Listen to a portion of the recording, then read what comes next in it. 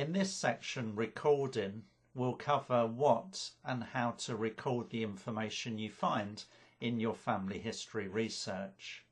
This is going to be important because where you found that information, how you found it, is useful to know in the future.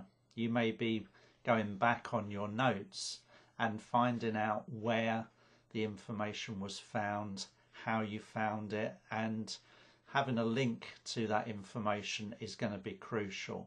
Take it from me, in over 20 years of research, going back on notes even 2 or 3 years ago, knowing where you found the information, having that written down is crucial.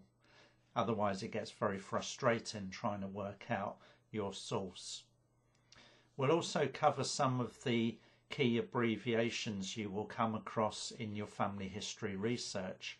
Abbreviations make our life simpler, but if you don't understand them, they can really hinder your research. You may come across these on internet sites or within magazines or books.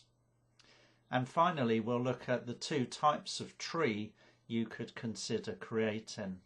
Creating a family tree is one of the first steps to take, and there's 2 key ways you could record this information.